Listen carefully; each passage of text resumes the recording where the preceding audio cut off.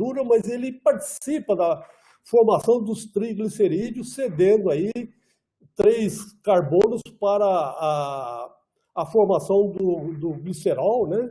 E o glicerol, como todos vocês sabem, é uma molécula com 3 ácidos graxos de cadeias longas ligado a uma molécula de glicerol. Então, existem alguns fatores que podem influenciar a composição do leite, e os mais conhecidos são a raça, né? Um exemplo bem notório é as 2 raças mais respondidas, mais difundidas no Brasil, a holandesa e a Jersey, né? São raças que apresentam a composição do leite diferente. A raça Jersey tem mais proteína no leite, mais gordura, né? Mais sólidos do que a raça Holstein ou holandês. A idade da vaca, né? Aí, a idade da vaca, no início, tem menos, na idade de 3 até 5, 6 anos, vai ter mais os componentes e depois tende a decrescer. O estádio de lactação, né? A gente sabe que no início da lactação há um aporte de gordura vindo da lipomobilização, quando há o balanço energético negativo, depois há uma estagnação desta parte e a composição do leite é diminuída. Alimentação, isso é notório, né? O volumoso proporciona maior quantidade de gordura, enquanto que o concentrado, maior quantidade de leite, maior quantidade de propiônico, e desta forma, menor teor de gordura. E a forma e o processamento da dieta. Aí é que está,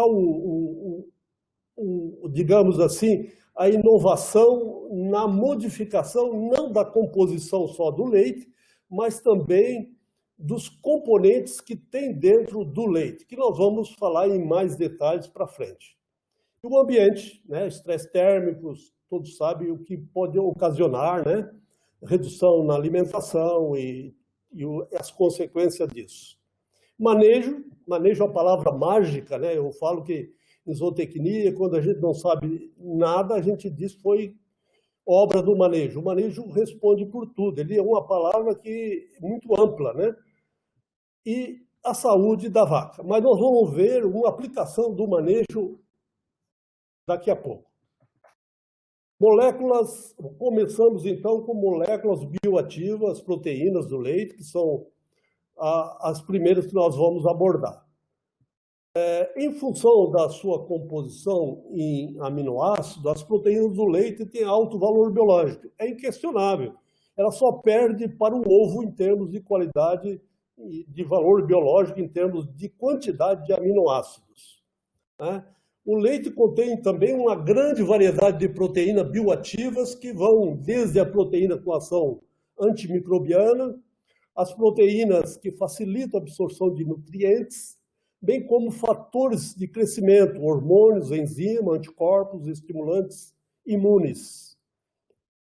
As proteínas do leite também são divididas em proteínas solúveis do soro, as caseínas e uma que eu vou trazer para vocês são as chamadas proteínas ligadas à membrana dos glóbulos de gordura, né? Talvez muitos de vocês já tenham ouvido falar, mas isso tem uma importância muito grande, porque são uma quantidade enorme de proteínas que tem naquela membrana que envolve os triglicerídeos. Então, no leite, nós temos 2 fases, uma fase dispersa e outra fase dispersante. Na fase dispersa, nós encontramos as micelas de caseína, alguns minerais, como vocês sabem, o cálcio, o fósforo, que estão ligados com a caseína, né? E também glóbulos de gordura, né? Na forma de triglicerídeos, já que na gordura do leite, 98% da gordura está na forma de triglicerídeos. E os triglicerídeos nada mais são do que 3 moléculas de ácidos graxos e uma molécula de glicerol, né? E as vitaminas lipossolúveis, como A, D e E, o beta-caroteno, que também é rico a presença dele é maciça nas pastagens verdes, né? E que confere, por exemplo, a cor amarelada do leite da vaca da raça Jersey.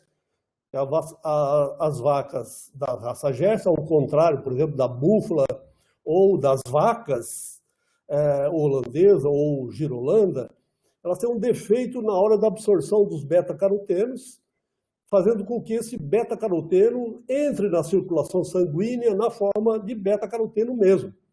E o que vai aparecer no leite e, com isto, dando aquela coloração amarelada ao leite da vaca Jersey. E é exatamente esta raça que tem este defeito, não essa característica benéfica, né? Mas é um defeito na hora da absorção intestinal do beta-caroteno, que não é transformado em vitamina A. E na fase dispersante, nós temos água, solução de proteínas, peptídeo, hormônios, fatores de crescimento, lactose, as vitaminas do complexo B. Complexo B e os minerais, exceto o cálcio e o fósforo. E a divisão, então, de proteínas solúveis em soro, as proteínas do soro, né, e as proteínas ligadas às membranas do glóbulo de gordura, e, por último, as caseínas. As caseínas, quantitativamente, são as proteínas principais do leite bovino, representando aí 78% das proteínas totais do leite. Enquanto que as proteínas solúveis, proteínas do soro, representam cerca de 20%. E as proteínas das membranas do glóbulo de gordura, apenas 2%. Então, do ponto de vista nutricional, essas proteínas têm pouco valor nutricional pela quantidade que elas existem. Proteínas que são encontradas em menor concentração no soro são as albuminas, as enzimas como a plasmina, imunoglobulinas e a lactoferrina. As concentrações das diferentes proteínas que compõem o leite variam principalmente com a raça, com o estádio de lactação da vaca. Mas são mais de 1000 tipos de proteínas diferentes que existem dentro do leite. Só nas membranas dos glóbulos de gordura, e aí vocês estão vendo um triglicerídeos e cortado aqui a partezinha desta membrana que recobre os triglicerídeos. E aqui nós vamos ver a quantidade de proteínas, que varia de 1 a 4%, média de 2%, da proteína total que existe no leite. Tem um baixo valor nutricional, como já foi falado, né? Mas tem um alto poder como molécula bioativas que nós vamos ver na sequência. São só na membrana do glóbulo de gordura, são cerca de 120 proteínas ligadas a esta membrana, sendo algumas já conhecidas, como a butirofilina, a mucina 1, mucina 15, xantina oxidase, xantina desidrogenase, CD36, a dipofilina, o PAS6/7. Então, são inúmeras proteínas e outras proteínas imunofuncionais, como a CD14, a D4, que também são detectadas dentre estas 120 proteínas diferentes que tem na membrana do glóbulo de gordura. Então, vamos pegar algumas delas para mostrar para vocês quais foram as funções bioativas já identificadas. A xantina, que é uma das proteínas, tem ação anti-inflamatória e ação bactericida. A mucina, a MUC1, proteção contra patógenos invasivos, proteção contra rotavírus. O PAS6/7, proteção contra infecção viral no trato gastrointestinal, auxilia no combate à neurite, inflamação dos nervos. O FAB-P, ação anticâncer, regula o metabolismo de gordura. O BRCA1 e 2 inibe câncer de mama dos tipos 1 e 2. A butirofilina atua no sistema de defesa pertencente à família das imunoglobulinas e exerce efeitos supressivos sobre a esclerose múltipla. Então, como vocês estão vendo, existem muitas funções bioativas só nessas proteínas das membranas do glóbulo de gordura. A caseína, que é a principal proteína, né, do leite, tem 77% das proteínas totais do leite. Elas estão na forma de micela de caseína, né, e elas são divididas em caseínas do tipo alfa-1 e 2, que representam 50% do total das caseínas. A beta-caseína representa 33% de todas as proteínas caseínas, a K-caseína 15 e a gama 2%. As caseínas, elas possuem excelente composição em aminoácidos. Eu citei 3 aqui, que são os 3 principais, são aminoácidos essenciais, né? E que dão valor a esta proteína. A ingestão destas caseínas são atribuídas a elas uma recomendação para a perda de peso corporal, aumento da musculatura e diminuição dos triglicéridos. Então, tem aplicações na nutrição humana muito importantes. Durante a digestão da caseína, alguns peptídeos são gerados. Também mostram ter propriedades bioativas, como a caseína fosfopeptídeos, que reduz o aparecimento de cáries e auxilia na remineralização do esmalte dentário. É um aditivo em bebidas esportivas, carreador de minerais e tem ação antioxidantes. A casopiastrina, derivada das K-caseínas, mostra também atividade antitrombótica, similar à que existe no sangue. A casocininas, derivado da alfa-S1 caseína e beta-caseína e K-caseína, atuam sobre o sistema renina-angiotensina, regulando a pressão osmótica. E a casomorfina, ou enxofina, derivado das beta-caseínas e alfa-S1 caseína, tem atividade opioide, é uma atividade analgésica. Efeito antidiarreicos, estimula a secreção de insulina e combate célula leucêmica e câncer de próstata. A casoxina, derivado da K-caseína, mais abundante no leite com mastite. Provavelmente tem uma função antimicroorganismo quando há infecção por mastite. E a capa-caseína ou a casoplatelina, derivado das K-caseína, atividades antibactericida, como se fosse realmente um antibiótico. Por outro lado, as proteínas do soro, que elas representam em torno aí de 20% e têm alta atividade biológica, como a beta-lactoglobulina, a principal proteína do soro bovino, né, de 2 a 4 gramas por litro, tem uma atividade antibacteriana contra as bactérias gram-positivas. As alfa-lactoalbumina, segunda proteína mais abundante no soro do leite bovino, também é uma proteína que, junto com outra enzima, é capaz de regular a síntese de lactose. É uma proteína ligadora do cálcio, tem atividade antibacteriana também contra as bactérias gram-positivas, inibe a proliferação de células humanas cancerosas do cólon, ovário e baço. Quando associado com ácido oleico, que é o ácido graxo 18 carbono com uma dupla ligação, tem ação deletéria sobre as células tumorais.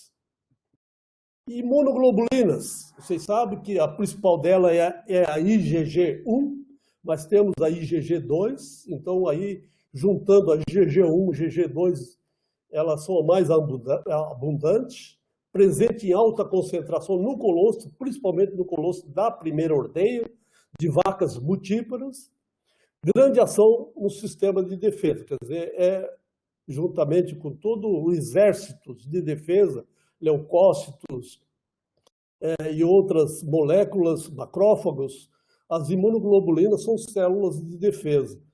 E no leite, continua tendo também uma quantidade bem inferior, de 0,6 grama por litro, mas é uma quantidade significativa de imunoglobulina presentes também no leite. Mas elas são mais abundantes no colostro, e principalmente no colostro da primeira ordenha. E, por último, a lactoferrina. A lactoferrina ela é uma glicoproteína que liga ao ferro. Olha, gente... E lia os slides e não acertava. A glicoproteína ligadora do ferro, ela atrai o ferro, indisponibilizando o ferro para o crescimento das bactérias. Então, desta forma, ela atua como um bacteriostático, evitando o crescimento bacteriano. Possui desde atividade antimicrobiana contra vírus, bactéria, fungo, parasitas. Eu não sei por que cargas d'água até agora não foi testado contra o vírus da Zika. É bem possível que ela tenha ação contra o vírus da Zika. Atividade antioxidante, atividade antitumoral, induz a morte de células leucêmicas e atividade anticarcinogênica. Então, a lactoferrina, que ela vai estar em maior concentração no colostro, mas também vai estar presente no leite, tem uma função muito importante como atividade de defesa.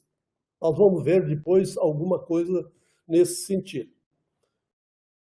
Diferente do que acontece com a gordura, a proteína é menos alterada pela dieta, né? Então, somente agora, mais recentemente, com o uso de tecnologia mais sofisticadas, como a técnica de UPLC, MS-MS, é possível entrar no campo da proteômica e estudar com mais profundidade as proteínas, não da forma que nós até então conhecemos, né? Então, um aparelho como esse nos permite detectar moléculas, como aumentar essas proteínas bioativas através de estratégias zootécnicas, né? Permite, principalmente, através da alimentação, ainda é um ponto que foi pouco estudado. Então, portanto, hoje, com o advento dessa técnica, que não é de hoje, né, já faz pelo menos uma década que se vem trabalhando nisso, nos mostra que nós, da área de nutrição, podemos ir muito mais a fundo nesta questão, melhorando as propriedades bioativas das proteínas do leite. Esse trabalho aqui foi feito nos Estados Unidos e publicado no Journal Proteomics em 2016. Ele foi, na realidade, o primeiro estudo, né, que estudou a proteômica de duas raças leiteiras, a Holstein holandês e a Jersey, né, e viram algumas diferenças. Então, aqui que eu falei para vocês, da parte que teria um pouco sobre melhoramento, né? Eles identificaram 935 proteínas de baixa concentração no leite, sendo que 43 delas foram expressas de formas diferentes entre as duas raças. Uma delas é a lactoferrina, que nós acabamos de falar, que foi encontrada em maior concentração no leite da vaca da raça holandês. Já, por outro lado, no leite da vaca Jersey, foi encontrado maior concentração de alfa-caseínas, beta-caseínas e K-caseínas, e alfa-lactoalbumina e beta-lactoglobulina do que no leite da vaca holandês. Segundo os autores, como eu falei inicialmente, esta foi a primeira pesquisa que comparou o perfil proteico do leite dessas duas raças. Então tem aí um vasto caminho para se estudar, né, com as outras raças, inclusive com a girolanda, né, que estão, ou com as zebuínas que nós temos no Brasil afora. Não sei se vocês ouviram falar, não faz muito tempo, o Instituto de Zootecnia, saiu essa notícia na Folha de São Paulo, né? Que o Instituto de Zootecnia de Nova Odessa, através do pesquisador Arnildo Versese, encontrou na raça Gir um leite praticamente sem a beta-caseína do tipo A1, que é o leite que está relacionado com a alergia provocada a muitas pessoas que consomem leite de vaca. E esta raça, ou pelo menos esse grupo de animais lá existente, teria uma maior concentração da beta-caseína do tipo A2, que não provoca alergia. Então aí nós teríamos resolvido um problema da alergia à proteína do leite, selecionando vacas, né, e tendo animais, grupo de animais produzindo leite do tipo A2, beta-caseína do tipo A2, que não provoca alergia para quem vai consumir esse leite. Eu acho que isso aí já existe, só adiantando para vocês, já existe hoje no Brasil leite desse tipo, né, em São Paulo, sendo envasado como leite rico em beta-caseína do tipo A2. Por outro lado, esse estudo foi feito na Nova Zelândia, onde foi feita a suspensão de alguns dias da ordenha e retornado a ordenha dessa vaca e observada a concentração de lactoferrina no leite. Então, foi um estudo onde se trabalhou com manejo, como eu falei anteriormente. Não foi somente com a nutrição. Então, alterando o manejo da ordenha, nós podemos aumentar a concentração de lactoferrina. Vocês podem até perguntar por que aumentar a concentração de lactoferrina interrompendo alguns dias de lactação.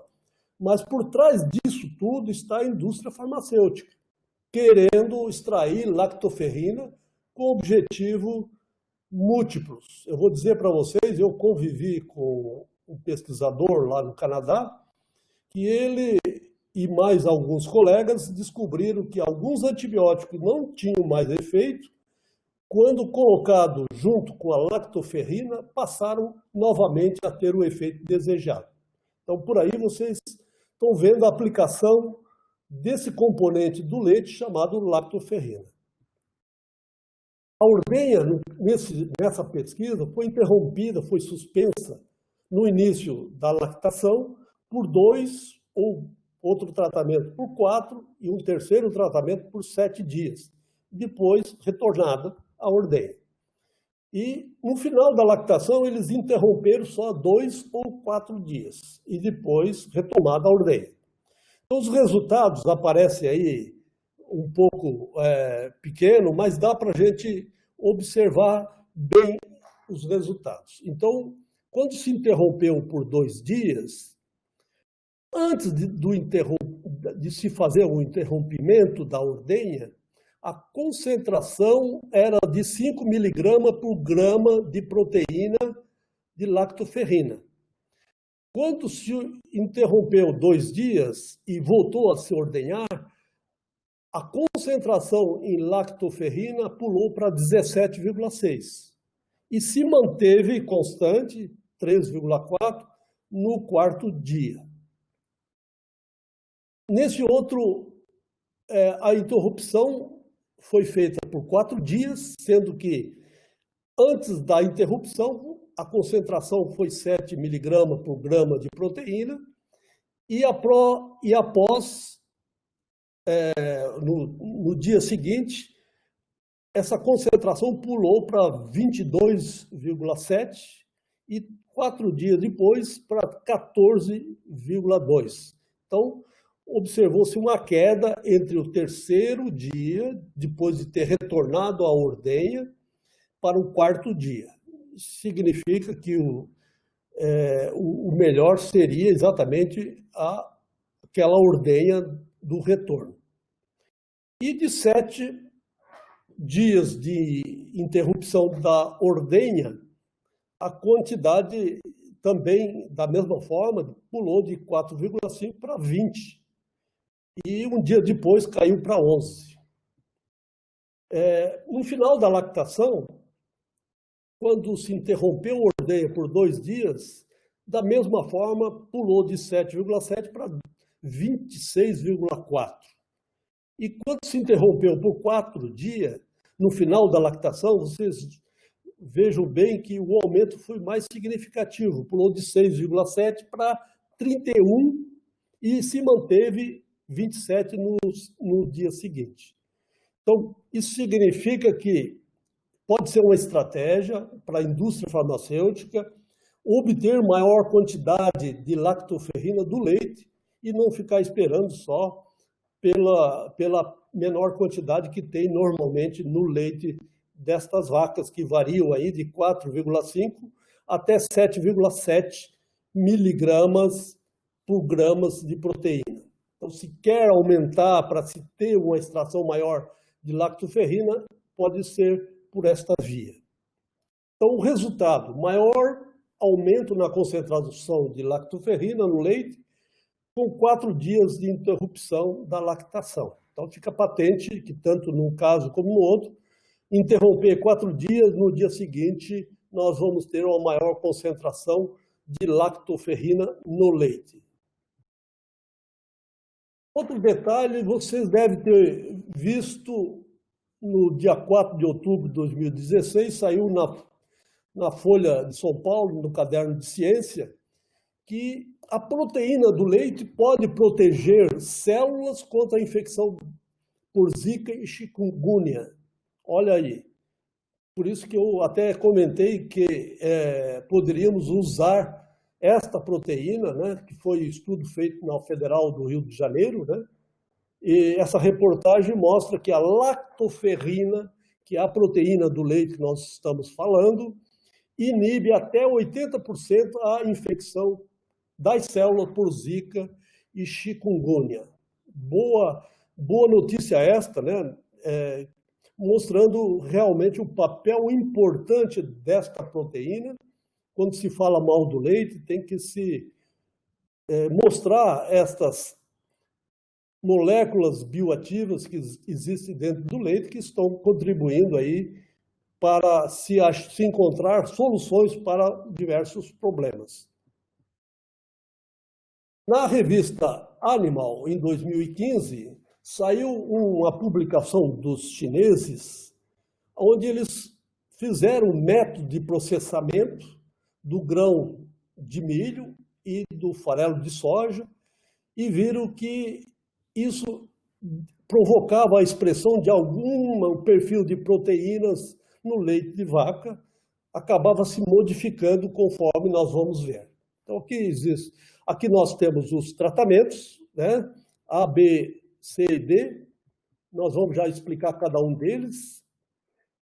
Milho finamente moído, milho floculado, farelo de soja extraído por solvente e farelo de soja obtido por tratamento térmico. Então, os resultados, nós vamos só identificar para vocês, só para vocês darem uma olhada aqui com relação à intensidade relativa, aqui com base na beta-caseína, né? Olhem só o tratamento térmico, no caso da extração do farelo de soja por tratamento térmico, provoca um resultado super interessante. E o milho floculado, um pouco também, mas não tanto quanto o farelo de soja tostado. Os resultados. Fragmentos de caseína alfa-S2 foram superiores nas vacas que receberam milho floculado e farelo de soja tratado termicamente do que no leite dos animais que receberam milho floculado e farelo de soja obtido através de solventes.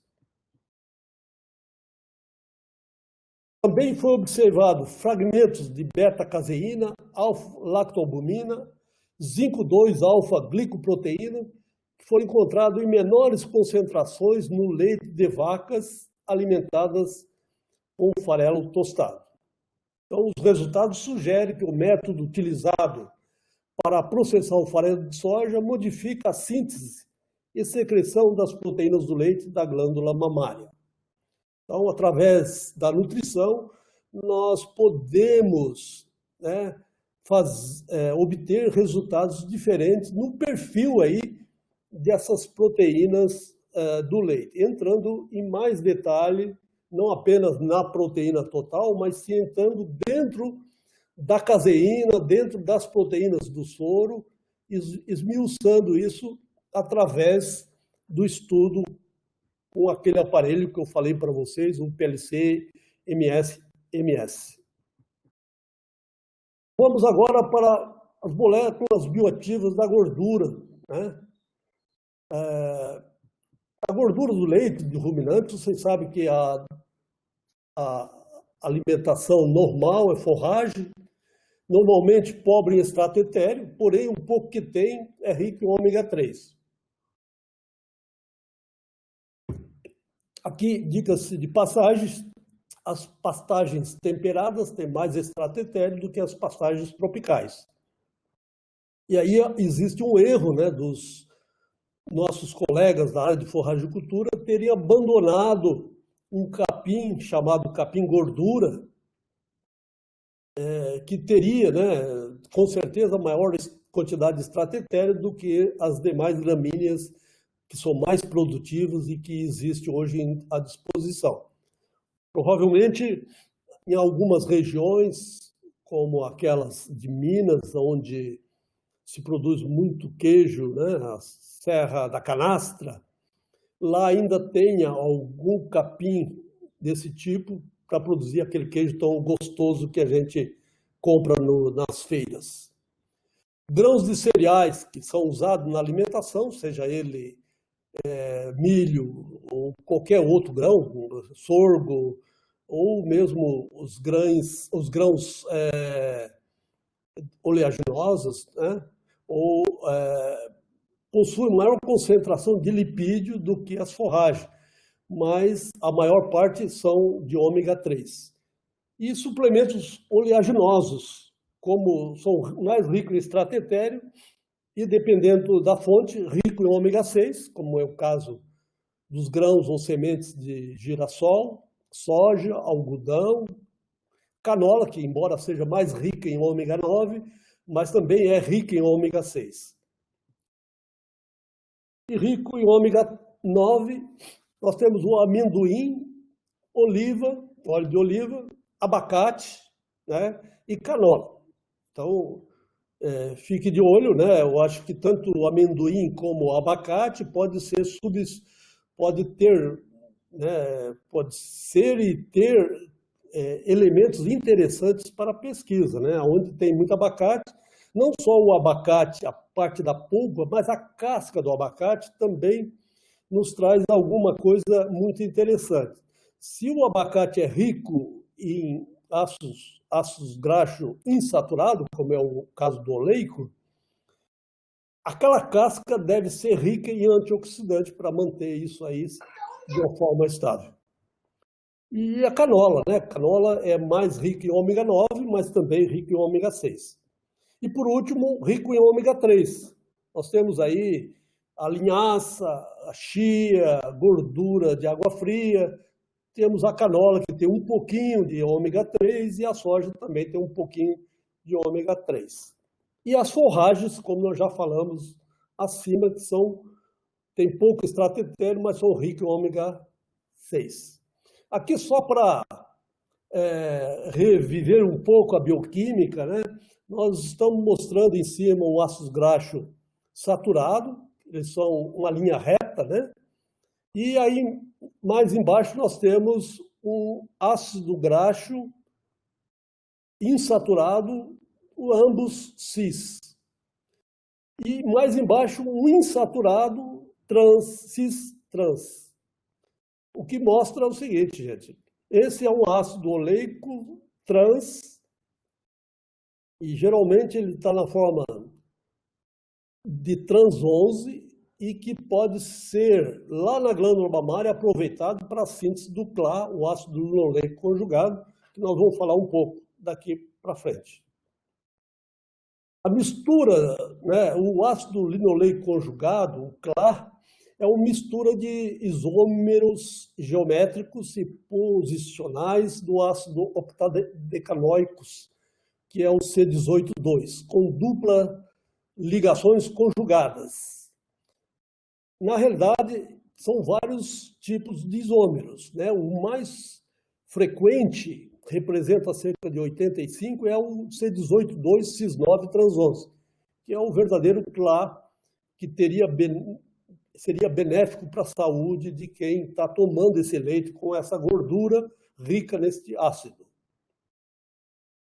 Entre outros, nós encontramos em torno aí de 15% do CLA trans 10 cis12 e do trans 10 cis9. Esses dois outros isômeros do CLA, eles têm um efeito depressor na gordura do leite.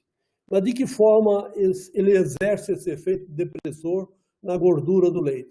Eles agem na síntese de novo na glândula mamária, impedindo a síntese de ácidos graxos de cadeia curta, metade de cadeia média e metade do C16, que é de cadeia longa. Aqui, antes de passar adiante, só para mostrar para vocês, aqui seria um ácido graxo de cadeia saturada e aqui uma de dupla ligação. Quando ele tem uma dupla ligação, ele faz como uma dobradiça, ele quebra um pouco o braço, né? Fazendo com que haja esta inversão da linha reta, né? O ácido linoleico conjugado, aproximadamente, para voltar um pouco atrás com relação à gordura do leite, né? Aproximadamente 65% da gordura do leite é produzida na glândula mamária a partir dos ácidos graxos de cadeia curta ou voláteis, que são provenientes do rumen, que é o acético e o butírico, né? Então, na glândula mamária ocorre então essa chamada síntese de novo, onde são formados os ácidos graxos de cadeia curta. Metade do cadeia média, o ácido merístico, e a metade do ácido graxo de cadeia longa, o ácido palmítico, ambos saturados. Pelo menos 2 isômeros do CLA são conhecidos atualmente como responsáveis pela depressão da síntese da gordura do leite, que é o trans 10 cis12 e o trans 7 cis9, que inibe a síntese de novo, fazendo com que o leite tenha o teor de gordura diminuído. Algumas características atribuídas aos CLAs e ômega 3. Efeito anticarcinogênico, antiaterogênico, aumento da resposta imune e antidiabético. Ação das lipases sobre os triglicerídeos, né?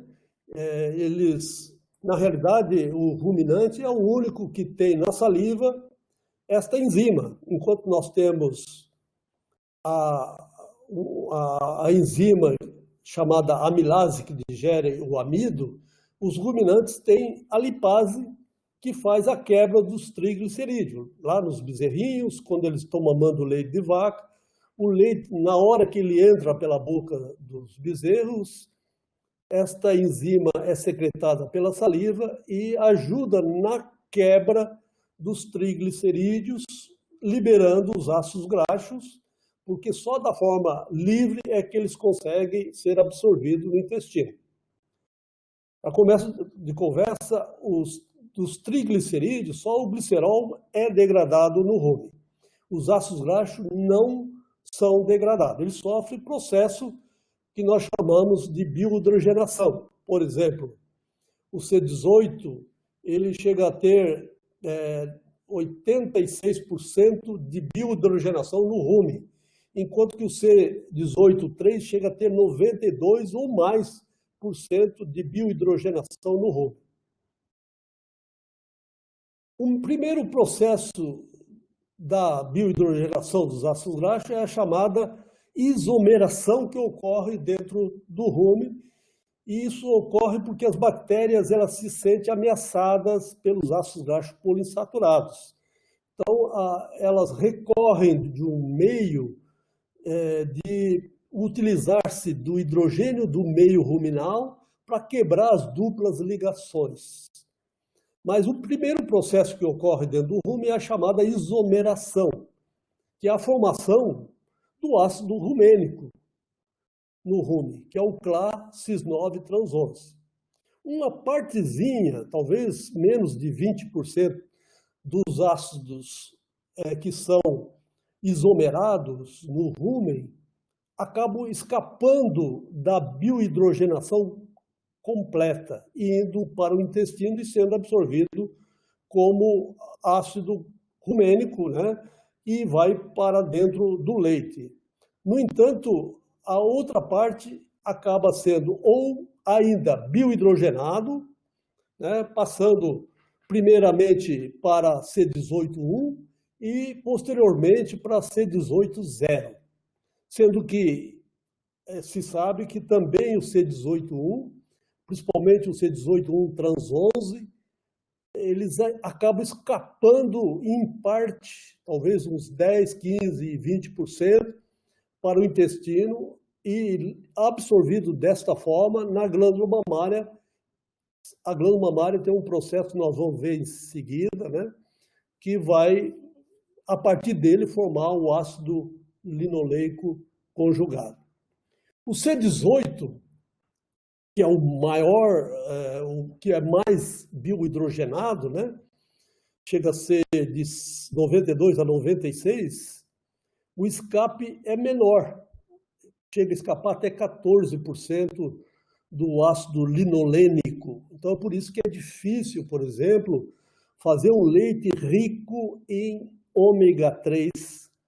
Se consegue aumentar com a linhaça, mas não se consegue aumentar assim expressivamente o leite com ômega 3 devido a esse problema que tem dos ômegas 3 serem mais biohidrogenados no rumen.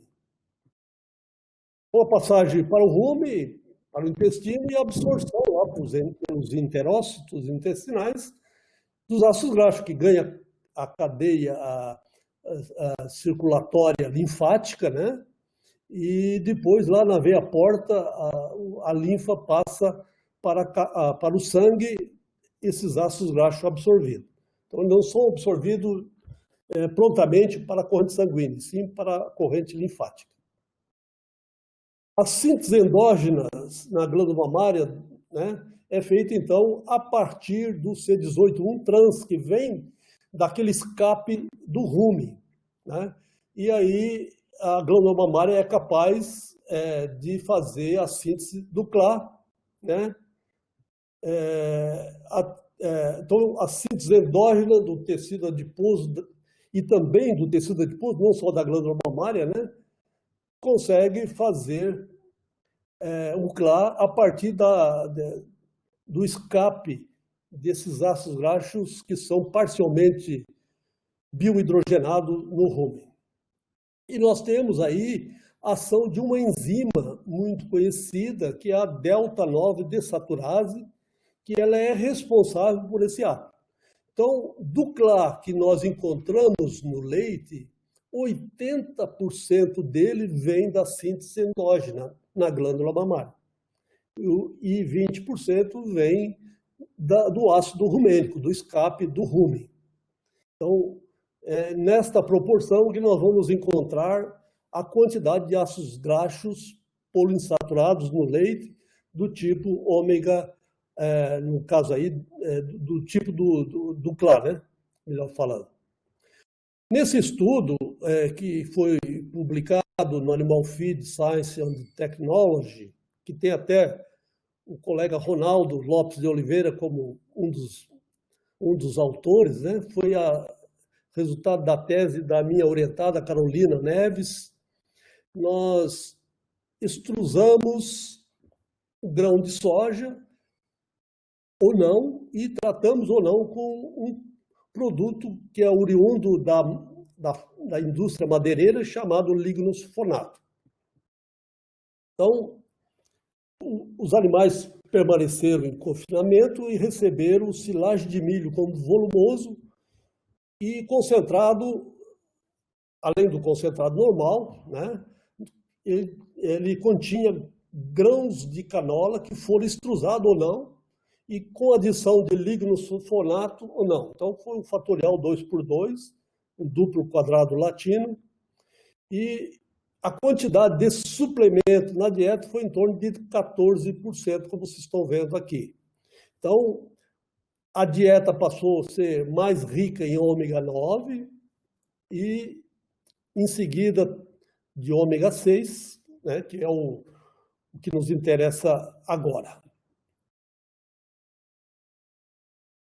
O resultado disso, né, nós encontramos que houve um efeito negativo do processo de extrusão sobre o teor de gordura do leite. Então, quando você tratou termicamente o grão de canola, favoreceu, como nós vamos ver em seguida, a maior produção daquele ácido chamado CLA, que é depressor da gordura do leite, o trans-10-cis-12. E aí a gente vê que mesmo o trans-11-C18-1, ele teve um efeito aí de interação, tanto pela extrusão como pela ação do lignosulfonato. Então, houve um efeito benéfico de ambos, fazendo com que houvesse um aumento do trans-18-1 no leite. E é exatamente esse trans-11-18-1 que proporcionou maior produção do ácido trans-10-cis-12-18-2. Vocês estão vendo aqui em vermelho, nessa linha que está sombreada em amarelo, mostrando que o processo de extrusão aumentou este ácido trans-10-cis-12 no leite e ele é o responsável pela depressão da gordura do leite que nós obtivemos. Outro detalhe é com relação à quantidade de ômega 3, né, que foi significativamente mais elevada quando nós tivemos o processo de extrusão do que quando não tivemos. E tanto o ômega 6 como a razão ômega 3, ômega 6 foram aumentados. Mas, mesmo assim, está dentro daquela faixa considerada ideal, que seria de 4 ômega 6 para 1 ômega 3. Né? Na dieta que nós consumimos hoje em dia, chega a ter 20 de ômega 6 para 1 de ômega 3. E muitos dos problemas têm sido atribuídos a esta disparidade da razão ômega 6 e ômega 3. Conclusão desse trabalho, né, que a extrusão foi responsável pela diminuição do teor de gordura do leite, maior produção daquele isômero depressivo do teor de gordura do leite, né?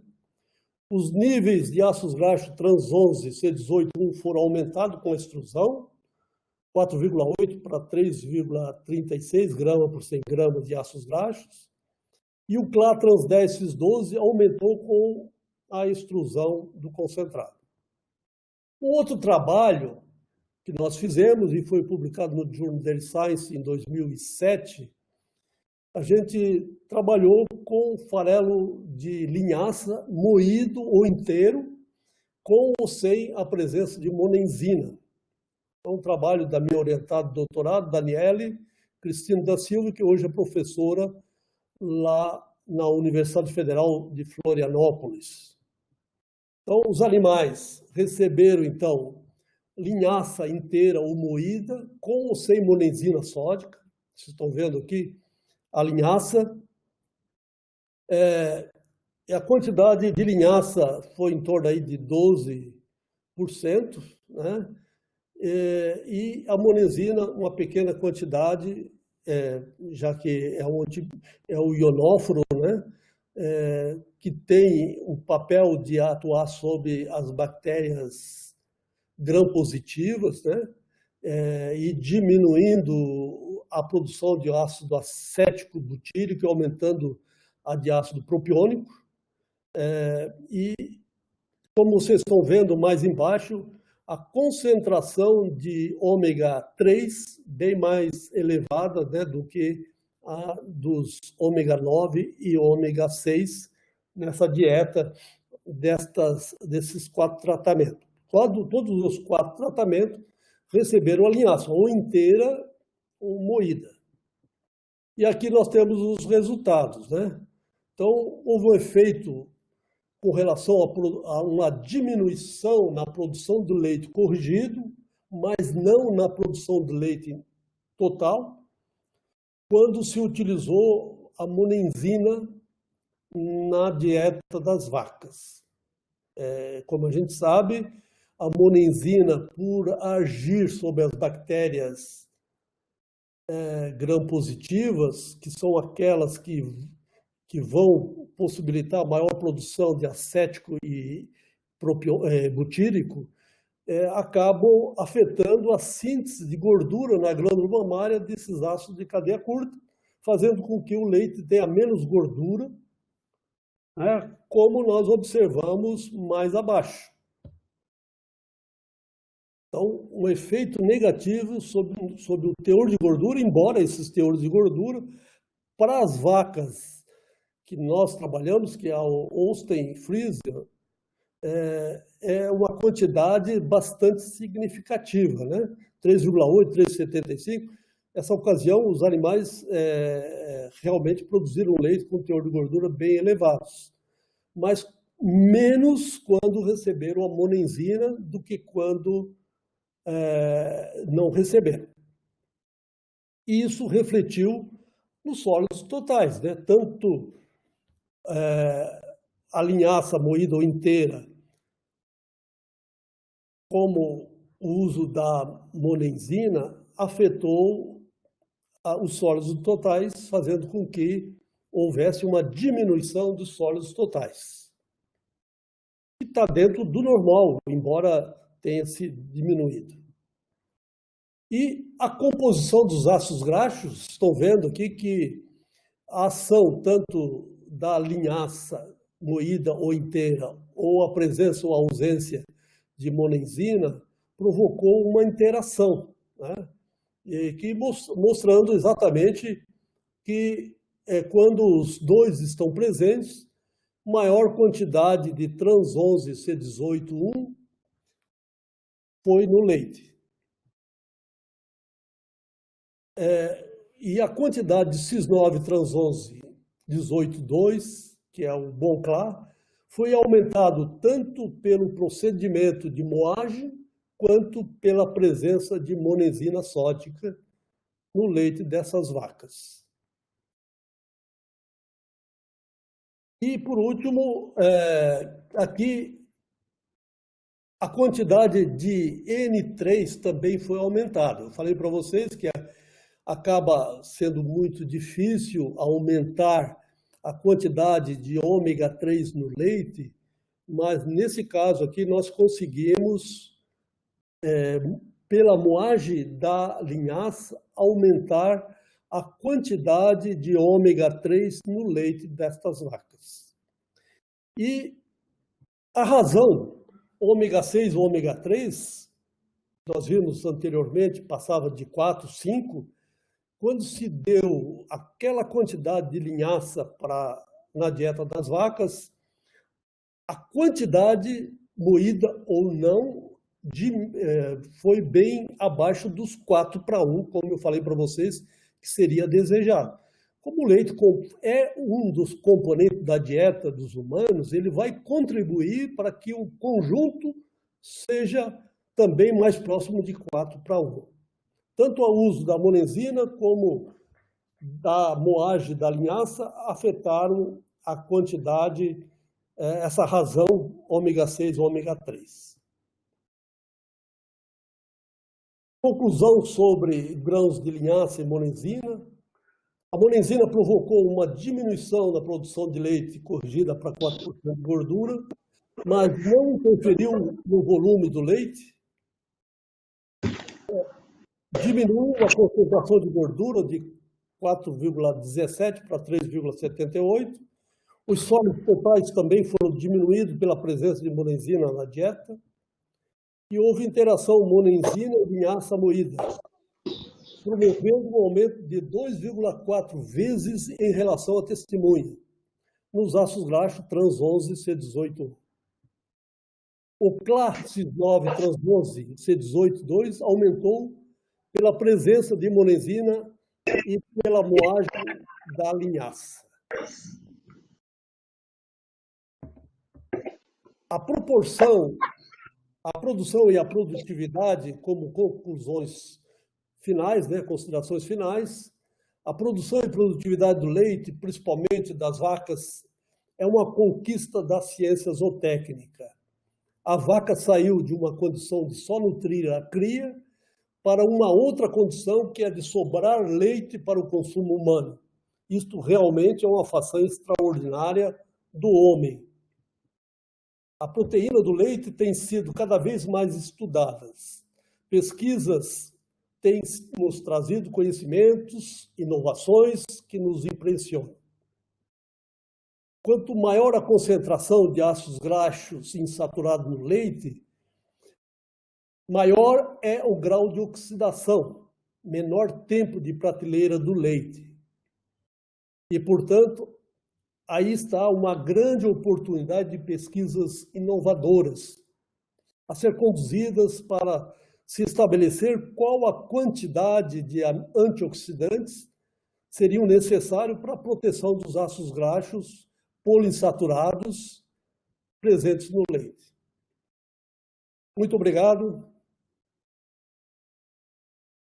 Era isso.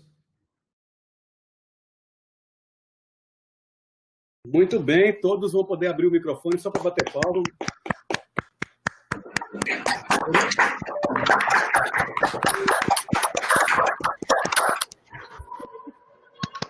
Joia. Que joia. Professor Geraldo, se puder abrir sua câmera. Vai me auxiliar aqui, Roberto. Como é que eu faço para abrir a câmera? Então, aqui logo abaixo, aí, do lado de onde está a televisãozinha, tem um microfone, um telefone e tem uma câmerazinha. Se você clicar nela, vai partilhar a tela como está sendo partilhada a minha agora aqui. A câmera, aliás, né? Ah, tá. Mas eu não estou conseguindo aqui, não. Aparece o quê, professor? Na realidade, eu não sei se eu não saí do compartilhamento, né? Não tem problema? Isso, não tem problema. Compartilhar sua tela, mas aí eu posso até cancelar isso? Não, é do lado, é um pouquinho antes, é um botão antes desse. Pois é, eu estou com o Mac Pro aqui e é um pouco diferente talvez. Ah, tá. Bom, eu tirei a sua função de apresentador, né? Então agora deve ter aparecido aí só o último ícone, deve ser uma câmera.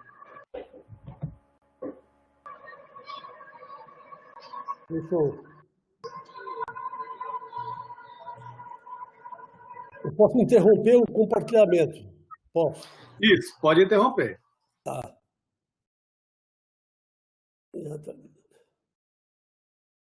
Uai, apareceu foi o Chico aqui, aí. Eu não estou... Ô, Geraldo, vamos de novo. Aí embaixo da...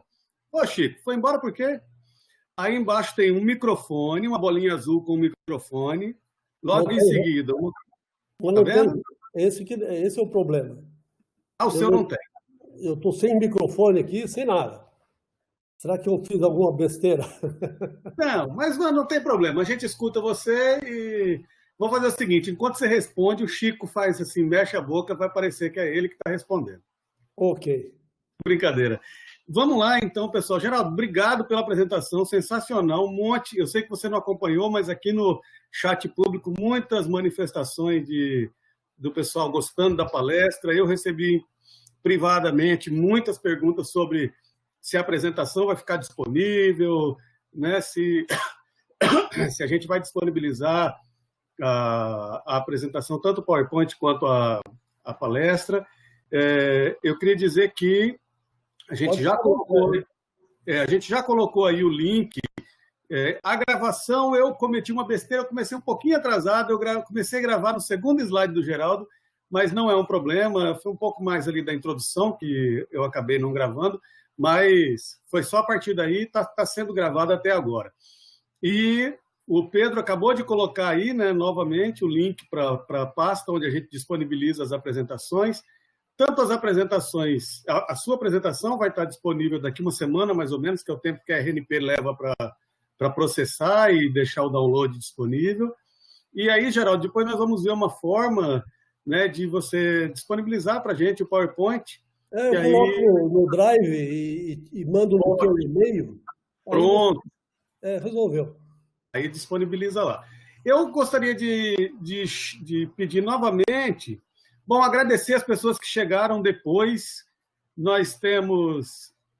eu vou cumprimentar os que chegaram, cumprimentar a Felicidade Macome, e cumprimentando ela, eu cumprimento todo mundo que chegou depois, que tem grande importância para a gente.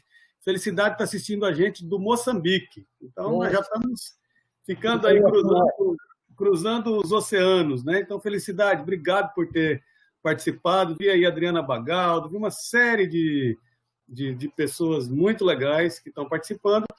Lá nas notas compartilhadas, a gente já tem algumas perguntas, né?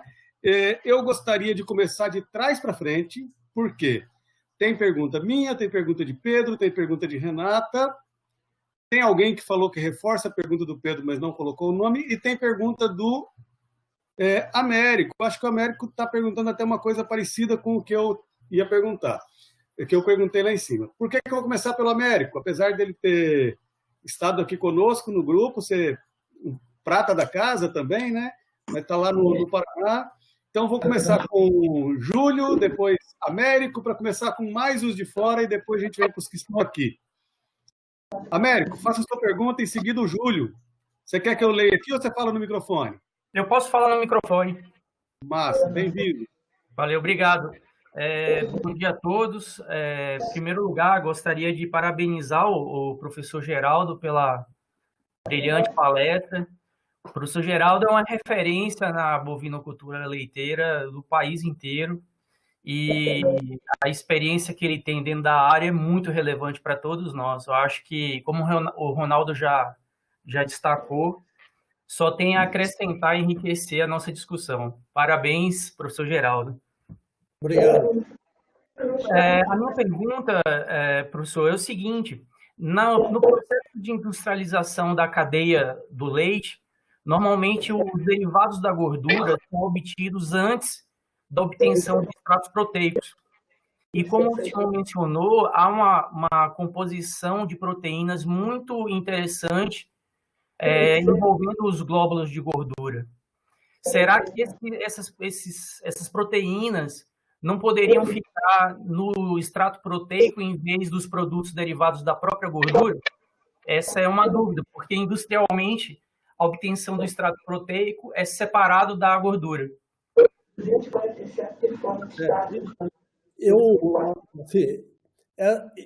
Essa camada que tem na gordura permite que ela não fique dessorada, né?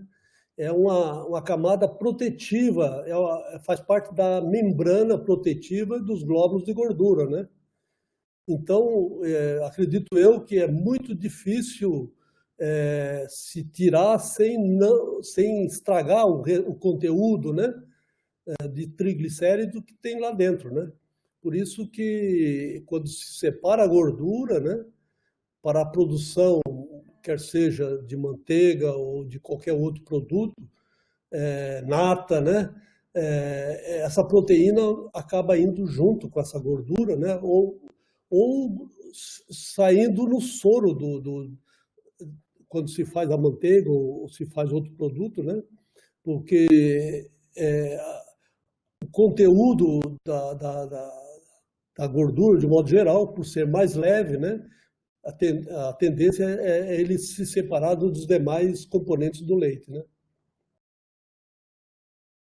Não sei se eu respondi, mas... Sim. Na verdade, a gente, para ter acesso a essas proteínas que revestem o glóbulo de gordura, a gente não deve abrir mão do consumo de derivados da gordura do leite, como é o caso da manteiga, por exemplo, que durante anos e anos foi colocado como uma vilã na dieta do ser humano, né? Exatamente. Eu sou um consumidor nato de manteiga, tanto eu como a minha esposa, né? E eu mantenho, claro, tem problema de colesterol, mas não é devido a isso. E mantenho o hábito de consumir leite integral e manteiga. Eu não abro mão disso de jeito nenhum. Embora os médicos, alguns deles tenham falado, né? Derivados lácteos têm que ser evitados. Pô, o que eu mais gosto é queijo. Como é que eu vou deixar de consumir queijo, né? E queijo não tem como, a maioria deles são feitos com leite integral, né? Exatamente. O microfone, Ronaldo. Muito bem, ficou certo, Américo? Para mim, complementa, porque acho que a gente fez as perguntas até bem conectadas. Bom, a pergunta do Júlio Viegas, ela é uma complementação, reforço a pergunta do Pedro, que é nosso doutorando aqui. Júlio, você quer falar? Quer fazer a pergunta? Que aí você fala, inclusive, complementada do Pedro? Olá, Ronaldo. Está me escutando? Sim, muito bem. Ok, então vou... Se quiser entrar com a câmera aí, pode entrar. Estou entrando. Então, bom dia a todos os colegas. O meu problema aqui é que eu não me penteei para aparecer em público, mas acho que não vai dar muita diferença. Eu já fiz isso logo de manhã para não ter problema de esquecer. Então, inicialmente, dar os parabéns pela excelente palestra do meu grande amigo, professor Geraldo. Parabéns também ao professor Ronaldo e toda a equipe pelo trabalho excelente que eles estão fazendo durante essa pandemia.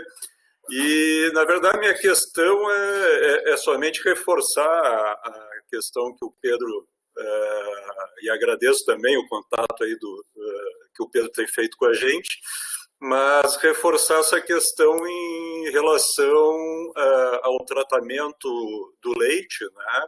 E, de repente, se tem alguma informação comparativo entre a pasteurização e o processo UHT, de como ficam essas biomoléculas, né, no leite, se elas desaparecem, permanecem, porque a gente sabe que, pelo menos, proteínas do soro do leite, elas não têm a mesma estabilidade térmica que como a caseína. Então, é uma questão aí que eu acho interessante, se o professor Geraldo puder abordar um pouco. Não sei se a pergunta ficou... Bom, ficou bem clara.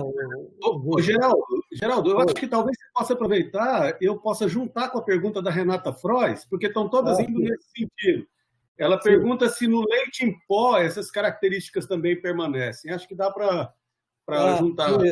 E só complementando também o que o professor Geraldo comentou anteriormente, eu sou um consumidor ávido de leite e seus derivados, principalmente de manteiga, né? Abandonei já há alguns anos a margarina e reforço a importância desse alimento aí na nutrição humana. Obrigado, Júlio, e a outra pessoa que fez a pergunta, né? Porque elas estão realmente muito ligadas. E eu não sou nenhum especialista da área de tecnologia, né? E acredito que poucas pesquisas ainda foram feitas com relação a isso. Eu só sei dizer que, certamente, a uperização do leite traz mais problemas do que benefícios para o leite em relação à pasteurização, já que a pasteurização se eleva a uma temperatura bem modesta, né, 60 e poucos graus, depois resfria a 5 graus e o leite é embalado. Já a uperização, a temperatura vai lá em cima. Então, ele pode não modificar o teor de proteína, de caseína, como o Júlio comentou, a caseína se mantém mais estável, né? Mas os componentes destas caseínas, os peptídeos e mesmo as proteínas solúveis podem ser afetadas por esse calor intenso, apesar de pouco tempo, né? Já que não se tem assim, muito conhecimento a respeito disso. E no caso do leite em pó é maior ainda, né? Porque apesar de ser um tratamento muito tecnológico, muito bem feito, né? Que não causa nenhum problema para a caseína, a evaporação é a retirada da água através de um processo de aquecimento. E esse aquecimento, como nós vimos no experimento lá dos chineses trabalhando com alimento processado, já provocou alteração na composição destas proteínas do leite. Então, é bem provável, né, que está aí um campo de pesquisa muito grande, muito bom, muito interessante para os nossos mestrandos e principalmente para os doutorandos, né? É um campo que poderia ser melhor explorado. Eu não tenho assim, uma solução, dizer, olha, tem trabalho mostrando isso ou mostrando aquilo, mas por intuição eu penso que vai afetar, de alguma forma afeta. Eu mesmo sou consumidor nato de leite pasteurizado. Só quando não tenho leite pasteurizado, eu procuro aqueles leites uperizados que não tem conservante, que tem uma vida de prateleira de apenas 3 meses. Não tomo leite com conservante ou adjuvante. Se vocês olharem nas caixinhas, vão ter uma série de produtos que foram adicionados ao leite, e aí, para mim, já começa a deixar um pouco a desejar. Acho que o leite é o leite puro que sai da vaca, que foi só tratado termicamente para ganhar a vida de prateleira, e não os aditivos que vão conservá-lo por mais tempo. Eu, infelizmente, não tenho uma resposta positiva para dar para vocês, mas eu acredito que deve ser parcialmente afetado, principalmente aquelas proteínas que não aparecem na composição, mas olhando microscopicamente, elas vão estar alteradas. Obrigado pela resposta, professor. Posso adicionar uma coisa? Eu tive um cortezinho, eu não sei se você falou do leite em pó, Geraldo. Sim, falei, eu acho que o leite em pó, o leite em pó, pelo processo dele ser mais longo, a desidratação e o calor, provavelmente o estrago deverá ser maior do que no leite uperizado. Tá. O leite uperizado é uma temperatura alta, mas instantânea, né? Enquanto que no leite em pó, o processo é lento. Não é assim de uma hora para outra, segundos que ocorre a desidratação, né? Então, acredito que não vai afetar a caseína como um todo e certamente vai afetar as moléculas bioativas da caseína, as moléculas bioativas do soro, né? Pelo excesso de calor e pelo tempo de extração da água, né? Eu posso adicionar a resposta um pouco? Cláudio, adicionar alguma coisa, né? Diz aí, Cláudio. Bom dia a todos. Eu coloquei aqui nas notas compartilhadas um artigo do Food Control que ele aborda essa pergunta aí, e eu vou resumir aqui. A pasteurização, ela mantém um pouco das enzimas. As enzimas do leite, elas são termoestáveis. Então, por exemplo, a lactoperoxidase, ela mantém 70% de sua atividade com a pasteurização. Porém, todas as enzimas são completamente inativadas pela HT. pasteurização. A pasteurização inibe 30%. Mas se você fizer tratamento UHT, todas as enzimas são ativadas, com uma exceção. Algumas bacteriocinas podem permanecer ativas. Olha só. E nesse artigo aí deve ter esse material que eu estou falando aqui. Você poderia passar esse artigo para nós, né? É muito interessante. A citação dele está nas notas compartilhadas. É um artigo do Food Control de Clays 2013. Ele compara leite cru e pasteurizado. Muito interessante. A gente localiza o artigo em PDF e coloca depois aqui no bate-papo para vocês. Obrigado, Cláudio. Vou seguir a ordem das perguntas aqui. Gustavo Tonhão pergunta se, pensando na utilização de monenzina, claro, para vaca leiteira, provavelmente, qual o melhor período para ser utilizada a monenzina, pensando nos benefícios do ionóforo, Geraldo? Ah, sim. Na realidade,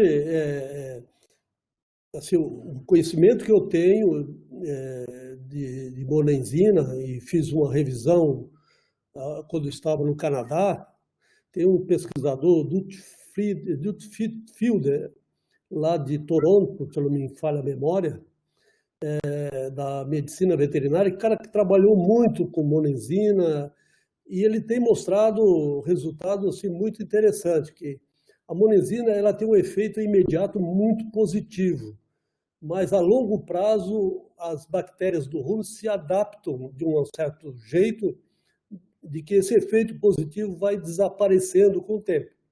Então, no trabalho que ele mostrou, ele usou esse artifício no período de transição, que é um período curto, né? E o que permitiu ter resultados positivos no início da lactação das vacas. Eu acredito que a monenzina tem um lado positivo durante a lactação, porque ela diminui as bactérias, as arqueas metanogênicas, né? E os animais alimentados e recebendo monenzina vão produzir menos metano. Então, é um ponto muito positivo nesta questão. Assim como a alimentação rica em ácidos graxos poliinsaturados, apesar delas causarem uma depressão na síntese de gordura do leite, relativamente intensa, em alguns casos significativos, como eu mostrei para vocês, tem um lado positivo que é também a diminuição, a mitigação de metano através desses ácidos graxos poliinsaturados. Eles roubam o hidrogênio do meio e fazem com que as bactérias, as arqueas metanogênicas, não encontrem o hidrogênio disponível para a produção do metano. Então, era isso que eu teria que comentar. Certo. Obrigado, professor Geraldo. Leilson quer fazer uma pergunta? Fala aí no microfone, Leilson. Sim, bom dia a todos. Bom dia. Vou ligar aqui minha câmera para eu aparecer. Professor Geraldo, parabéns, eu acho que já foi excessivamente gratulado, né? Eu acredito muito nas suas colocações, sou ferrenho aceito do que você fala, tanto pela sua capacidade quanto pela contribuição que o senhor deu para a zootecnia brasileira. Deu e dá. Então, eu queria fazer uma pergunta relacionada às raças, professor, porque o professor Fábio, que controla o rebanho Cindy aqui da UFCG, ele recentemente, em uma de suas pesquisas, né, ele conseguiu é observar que algumas vacas do rebanho Cindy, né, elas apresentavam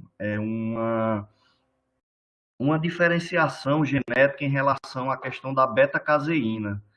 E isso está sendo motivo de estudos, e ele tem estudado junto com a associação até, nas suas orientações, acerca desse gene, primeiro, é a parte de melhoramento que ele atua, e em relação a esse benefício. E isso foi comprovado, ele descobriu isso na prática. A professora Ivonete, que é a esposa do professor Lefequi, que é tolerante a caseína, né? Há um confundimento grande entre caseína e lactose. Todo mundo acha que é lactose, mas na verdade ela é a caseína. E ela consome o leite das vacas Cindy, que tem esse gene recessivo para essa beta-caseína, e nada acontece com ela. Então, a minha pergunta é: existem relatos de outras raças que possuem essa característica do leite ele ser permitido, ou a possibilidade de se consumir o leite, quem é tolerante no caso, a beta-caseína ou lactose? Essa é a minha pergunta. Nilson, bom dia, então. É um prazer encontrá-lo novamente. Eu sou um dos fãs da raça Cindy, e eu conheci o rebanho lá de vocês em Patos, na Paraíba. Realmente, eu acho que é uma raça muito, muito boa, muito feita para se adaptar na região do Nordeste. É um animal pequeno, como a Jersey, né? E, respondendo à tua questão, é bem possível, porque a raça Cindy é oriunda do Paquistão, né? Naquela época que foram importados, era o mesmo país, a Índia e o Paquistão, né? A raça Jersey, na qual foi onde encontraram esse gene da beta-caseína A2, né? Que não provoca alergia no leite para as pessoas que consomem esse leite, né? E depois disso, várias pesquisas têm sido feitas pelos melhoristas, mostrando que existe a possibilidade, inclusive na vaca da raça holandês, ter animais com essa característica. Então é bem provável que na raça Cindy e em outras raças, como a Jersey, também haja rebanhos ou alguns animais que tenham essa característica e possam passar para os seus descendentes. Não tenho um conhecimento profundo nesta área, mas é bem possível que isso já esteja. Tem muitas propriedades, principalmente no estado de São Paulo, que estão fazendo essa tipificação para poder se chegar ao leite comercializável, dizendo que ele não é alérgico com relação à proteína. E é bom que se diga bem claro, né? A alergia é a proteína. A lactose é apenas um estado diferente, né? Não é alergia. A alergia quem causa é proteína. Então, a lactose é intolerância à lactose. Ok? Ok, professor. Obrigado. Obrigado, Ronaldo, pela oportunidade. Obrigado, Genro. A todos aí, parabéns pelo sucesso do grupo, tá certo? Obrigado, Leilson. Valeu. Um abraço. Soraya, você quer perguntar sobre manipulação de ácidos graxos?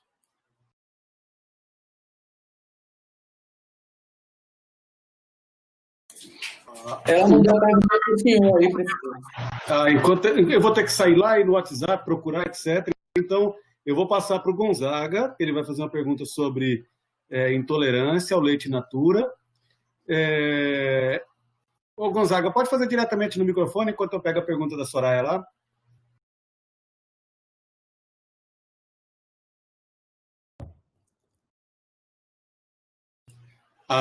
Acho que... Geraldo, a pergunta do Gonzaga é a seguinte.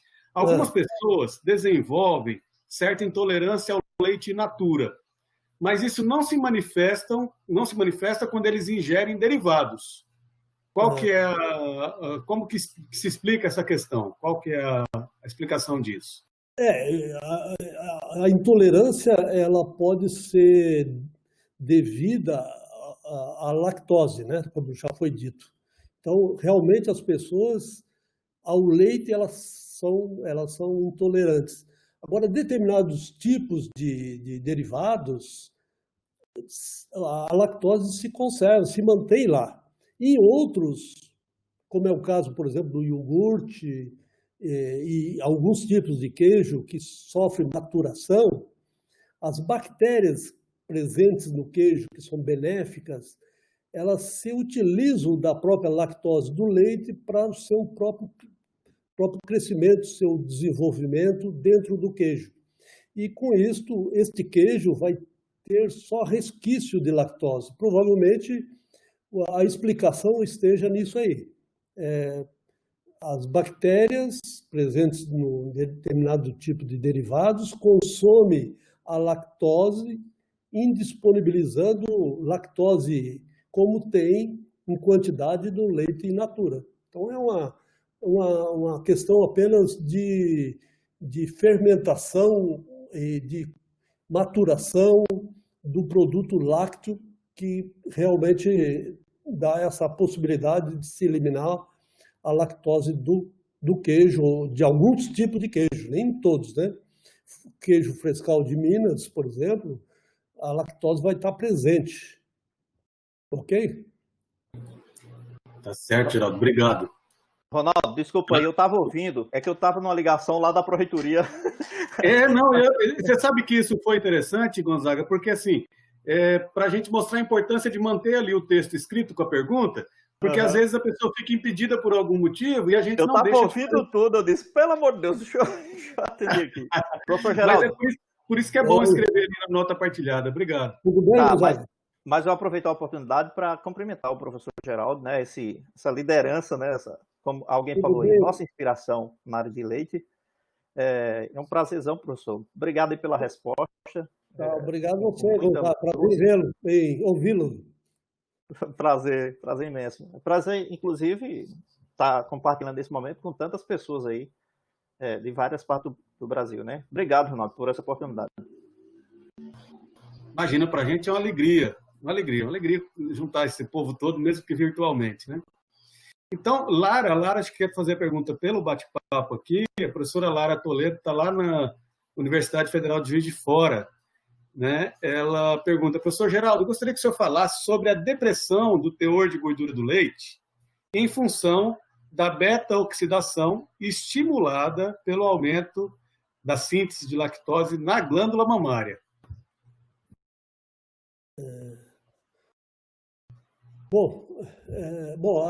A depressão da gordura do leite, de forma bem clara, né, a gente pode observar com qualquer raçoamento dos animais, das vacas, né, com grãos que tenham conteúdo de óleo da forma ômega 6, principalmente o girassol, a soja, a própria canola, né, que tem também uma riqueza em ômega 6. Esses ácidos graxos, eles acabam sendo... acabam contribuindo, né, pelo fato de aumentar a quantidade de C18-1 que escapa da degradação do rumen, né, da saturação dos ácidos graxos completa. Como nós vimos, tem uma porcentagem aí de 20% que acaba escapando do C18-1. Esses ácidos graxos, lá na glândula mamária, sofrem, então, um processo da delta-9 desaturase, que sintetiza novamente os ácidos graxos chamado C18-2, ou o CLA, né? Mas, no sintetizar o CLA, 85% dele sintetizado na glândula mamária são os cis9 trans 11 que não têm efeito depressor na síntese de gordura. Mas 15% são isômeros, e os dois principais dentre estes 15% são principalmente o ácido trans 10 cis12 e o trans 7 cis9, que são ácidos que afetam a síntese de novo, impedindo que haja que os ácidos graxos de cadeia curta, acetato, butirato, possam ser utilizados por ela para a síntese dos ácidos graxos de cadeia curta, principalmente, saturados, principalmente. E os de cadeia média e os de cadeia longa, mas aí só 50% do C14 e 50% do C16. É sabido que a glândula mamária ela não possui uma enzima elongase que possa sintetizar ácidos graxos acima de 16 carbono. Então, ela termina a sua síntese em 16 carbono. E tudo que nós encontramos de C18, de C20, dentro do leite, ele vem da dieta, vem da alimentação das vacas. Então, com isso, nós vamos encontrar esses ácidos graxos, vem da dieta, que escapam à biohidrogenação completa e que realmente chegam na glândula mamária, possibilitando essa ingestão, né? É isso aí. Ok, professora Lara. O professor Geraldo, o Francienzo, ele faz uma pergunta sobre se o senhor poderia falar um pouco sobre o uso de colostro pasteurizado. E depois, mais na frente, o Daniel Menezes vai também fazer uma pergunta lá da Univasf. O Francienzo é de onde, Francienzo? Por favor, se puder digitar aqui. Pode falar, Geraldo, por favor. Assim, o colostro pasteurizado tem sido muito utilizado, principalmente aqui no Paraná. Quase todo o leite e o colostro dado aos bezerros, eles sofrem um processo de pasteurização, não digo em todo o estado, mas principalmente nas bacias leiteiras mais especializadas, como Castro, Carambeí, Arapoti, começando agora na região oeste e sudoeste do Paraná, tendo em vista que o colostro, nós temos uma série de coisas benéficas, né? As imunoglobulinas, como nós já falamos, os fatores antitripsínicos, temos a lactoferrina em grande quantidade no colostro, e a pasteurização das imunoglobulinas, elas têm uma tolerância limitada à temperatura de 60 graus. Mas como a temperatura é um pouquinho superior e é rápida, ela não causa grande prejuízo ao colostro.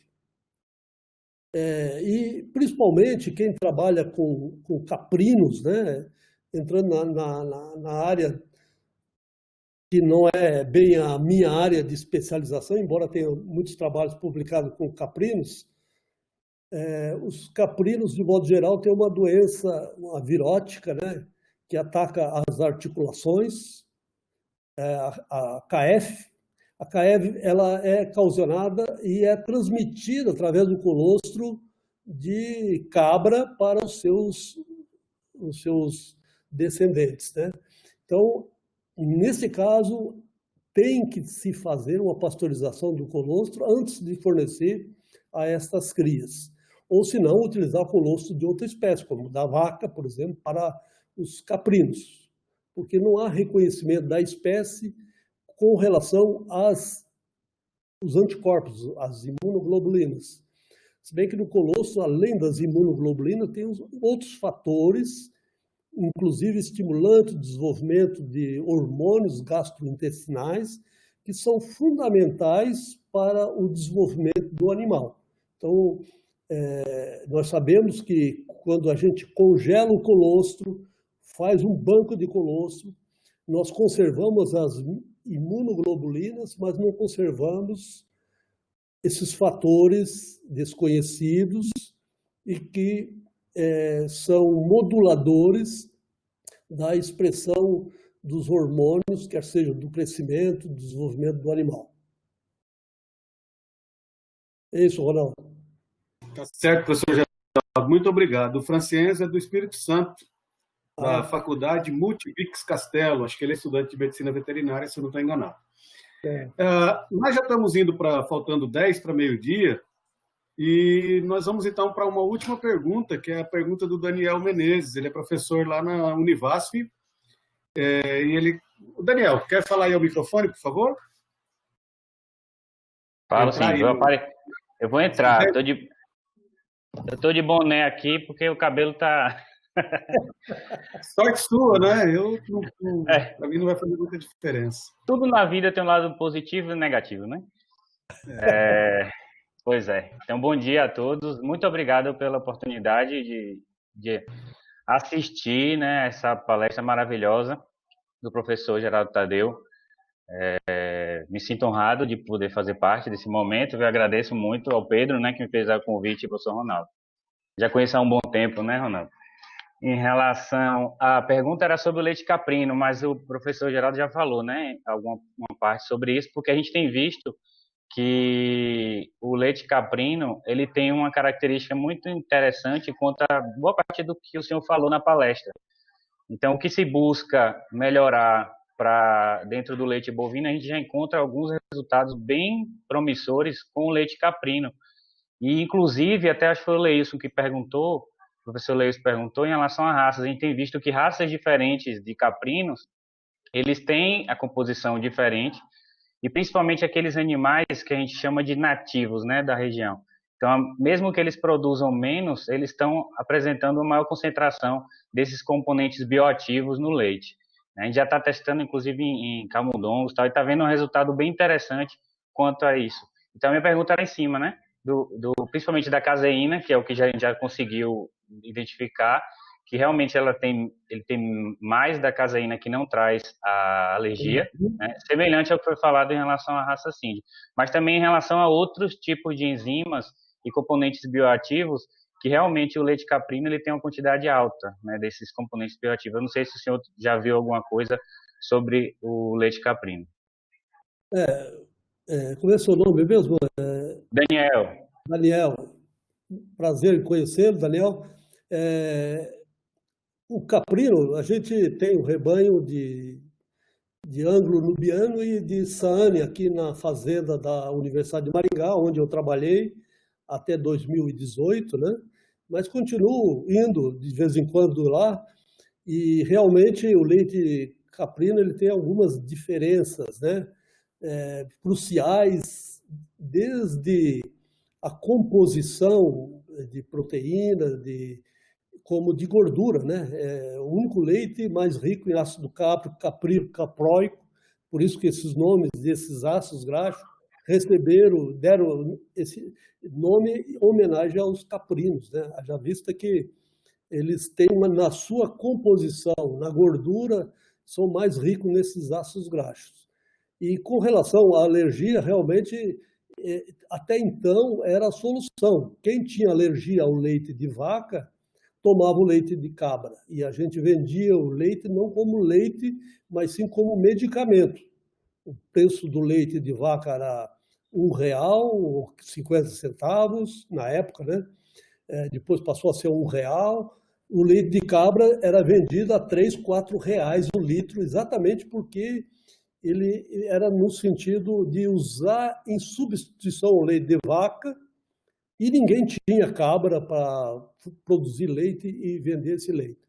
E certamente, dentro das raças caprinas, haja uma diferença substancial, né? Talvez até algumas raças nativas. A saane é uma raça que veio, se não me falha a memória, da Suíça, né? Suíça. A vantagem dela é que ela produz mais leite, né? Mas o grande problema, que eu já falei ainda há pouco, são as doenças, né? Como a CAEV, que foi uma doença, praticamente, quando eu iniciei o meu trabalho em bovinocultura de leite aqui na universidade, já há muito tempo atrás, 1900 foi na época de 1988, por aí, que eu comecei a trabalhar com pesquisa depois de ter voltado do doutorado. E o meu doutorado terminei em 87, só para ter ideia, né? E o único animal que nós tínhamos disponível para trabalhar em pesquisa eram os caprinos. e juntamente com o professor Assis Fonseca de Macedo, nós começamos a trabalhar nesse campo. Ele queria resolver o problema da CAEV, e aí a gente trabalhava com o colostro das cabras e por consequência, nutrição dos cabritinhos e tudo mais, né? Então a gente fez muitos trabalhos em cima desses animais e a gente notava esta particularidade que você está citando aí, de que o leite é menos alérgico do que o leite bovino. Então, certamente, a raça Saane que nós temos aqui produz um leite com esta qualidade, com um tipo de caseína que não é alérgico à população. Realmente é um campo de estudo que está ainda muito aberto, né? E que precisa de gente na área de biotecnologia para nos auxiliar e fazer isso aí, fazer acontecer. Ligar nutrição com o melhoramento, né? Porque nós vamos chegar a um ponto para resolver problemas. Eu acho que as pesquisas, de um modo geral, no Brasil, elas precisam de uma modificação, principalmente na questão de conceitual, porque hoje se faz pesquisa para formar um mestre e um doutor na maioria das instituições. Faz-se de forma quebra-galho. Eu acho que precisa fazer, o que o Ronaldo está fazendo aí, uma discussão ampla entre professores e alunos, de forma a buscar soluções para problemas que nós temos tanto do lado de lá como do lado de cá. Explicando melhor, do lado de lá, nós, na área de zootécnica, nós nos atrevemos muito pouco a ir. Eu acho que nós deveríamos trilhar mais aquele campo, porque o que o zootecnista faz é produzir alimentos. Mas será que esse alimento é saudável para a população? Ele tem que ir mais à frente. Eu acho que as pesquisas e a área precisa também entender disso, de que se eu estou trabalhando e publicando no Food Control, como foi citado pelo Cláudio, é porque as minhas pesquisas foram feitas com o objetivo de avaliar o alimento para os humanos. Será que isso não é zootecnia? Para mim é zootecnia, assim como a carne e o leite são dois produtos que precisam ser testados no consumidor final, né? Então, deixar aquele papel de só avaliar alimento, fazer digestibilidade, consumo, acho que tudo isso é importante, mas já foi feito tanto trabalho nisso que eu nem sei se precisa ter mais trabalho com relação a esse conteúdo. Uma simples revisão já nos daria resposta a tudo isso. Agora, temos que avaliar o alimento, aonde ele vai chegar e quem vai o consumir. E o que a pessoa que vai consumir, qual o problema que ela alega ter com relação àquele tipo de alimento. E vamos atrás para solucionar. E um deles é esse, é procurar espécies que produzam um leite sem alergia, sem intolerância, né? Intolerância à lactose vai ser muito difícil a gente conseguir resolver, né? Nós sabemos disso porque nós, quando jovens, nós temos a nossa lactase sendo produzida para digerir o leite primeiro, que é o leite materno. Mas depois, com o tempo, elas desaparecem e não são mais secretadas. E aí certas pessoas acabam tendo intolerância, indigesta, e fica parado no estômago não digo, mas no intestino, causando mal-estar. Então, a estas pessoas, a solução é tecnológica, né? É produzir um leite sem lactose. Ok? Certo, Geraldo. Muito obrigado. Obrigado pela pergunta, Daniel. Bom ter vocês da Univasf aqui. E eu gostaria são 11h57, fazer um agradecimento especial. Eu acho que tudo que nós falamos ainda não é suficiente para o quanto nós estamos agradecidos pela sua palestra, Geraldo. Sua fala nos inspira, seu conhecimento também nos move adiante, né? A gente saber que, olha, é sempre bom a gente ter referências na vida, né? Porque você olha para a referência e fala, olha, eu posso e devo procurar chegar lá. E você é uma referência para a gente, com certeza, né? Nosso grupo aqui, como dizem no linguajar mais moderno, bombou aqui com a sua palestra. Nós chegamos a ter 65 pessoas participando, né? E o pessoal fazendo perguntas. Eu tenho certeza que há muito mais perguntas a serem feitas. Então, muito obrigado. Você sabe que você é muito bem-vindo aqui nos nossos encontros semanais. Você, seus alunos, quem você puder convidar. Muito obrigado mesmo, viu? Eu que agradeço, Ronaldo. As tuas palavras foram muito gentis e até um pouco exageradas, mas muito obrigado por esse reconhecimento. E desde já agradeço o convite e vou procurar participar quando for possível desses encontros, porque eu acho frutífero e a gente só tem a aprender mais, né? E vou passar à frente para que outros possam também participar.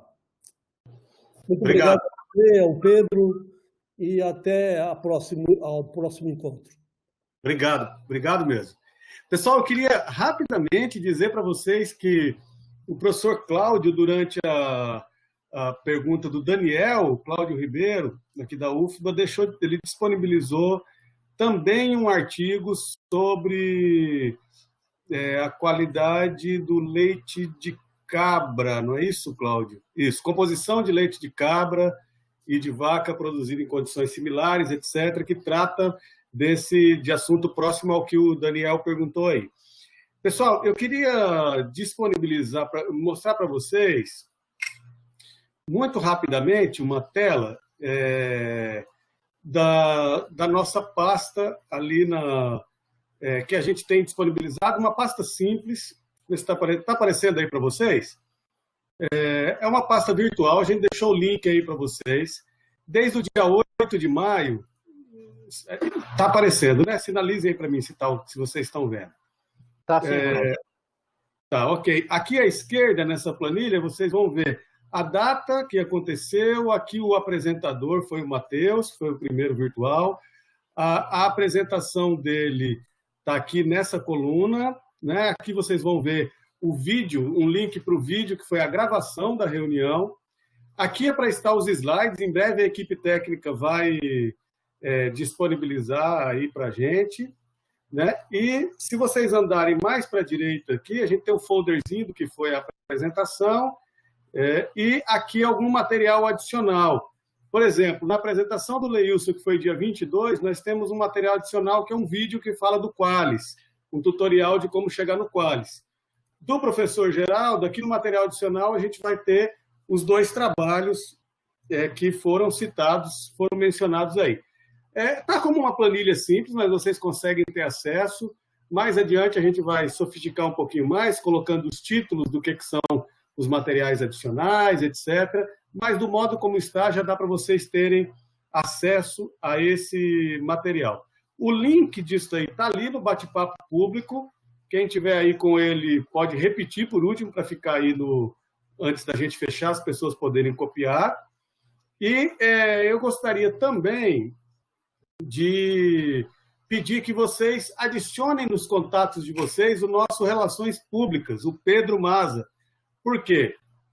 Hoje em dia o WhatsApp está fazendo, quando a gente monta aquela lista de transmissão, né, ele só envia para quem cujo remetente está registrado ali nos contatos. Tá? Então registra aí Pedro Genro, daqui da UFBA, né, e está aí aparecendo aí no final, Pedro Maza, o celular, porque aí toda vez a gente divulga para essa lista de transmissão, que vai facilitando para a gente a divulgação, ao invés de ir mandando 1 por 1 ou de 5 em 5, que são medidas que o WhatsApp tem feito para evitar fake news e spam, né? Gostaria de agradecer imensamente o pessoal que está aí presente, né, que tem participado. Nós temos pessoas de várias localidades do Brasil, pessoas que a gente nem conhece pessoalmente, mas a gente quer dizer o prazer que é estar com vocês aqui. Na próxima semana, o professor Cláudio e o professor Tadeu, que estão aqui assistindo, vão falar sobre técnicas, medidas, metodologias, questões relacionadas a estatísticas, etc., como eu falei para vocês. E na próxima semana, dia 19, a gente vai ter a apresentação do professor Gilson Volpato sobre redação científica de qualidade para a zootecnia e recursos pesqueiros. Muito obrigado, um bom almoço a todos. Em breve a palestra estará disponível. A gente se encontra na próxima sexta-feira, 10 horas. Se alguém tiver alguma coisa a falar, colocar, pode ficar à vontade. Eu convido aqueles que puderem abrir suas câmeras aí, que Daniela faz sempre um print para colocar nos stories aí do nosso Instagram. Tá?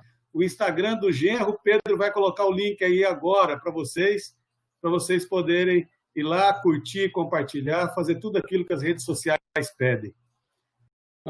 André, da Federal do Mato Grosso, Júlio, da Federal do Mato Grosso do Sul, Rural do Pernambuco, o Chiquinho, Federal do Paraná, aí, o Américo, Leilson, Federal da Paraíba, as universidades federais bombando aqui. Eusânia, Federal do Ceará, Valdir, Federal do Rio Grande do Norte, Federal do Vale do São Francisco, Daniel. Ai, que maravilha ver a cara das pessoas. O Francienzo aí lá de Vitória, lá no Espírito Santo, da Multivix. Júlia, Santa Maria, Ronaldo. Eu falei o quê? Mato Grosso do Sul, trocou o SM. Mas é que o Mato Grosso do Sul é o Mato Grosso do Sul, né? É o meu estado de origem, ele está sempre na minha mente, me desculpe. Federal de Santa Maria. Está rodando aí, quando aparecer todos, Daniela, você faz o print, você tira a foto do grupo aí, ou tira assim mesmo, que ele libera pelo menos o pessoal que está querendo ir almoçar. A Giane também está aí Como que é o nome da universidade agora, Giane? Da sua... A sua câmera não está abrindo porque tem um limite de câmeras aí. Arnaud, lá da Federal do Piauí. Muito bem. Pronto, Daniela. Printou? Podemos nos liberar? Podem ir almoçar. Muito obrigado, gente. Ó, parabéns, Geraldo. Obrigado por terem vindo. A gente agradece muito o grupo, o Genro, o Grupo de Estudo em Nutrição de Ruminantes. Agradece. Obrigado.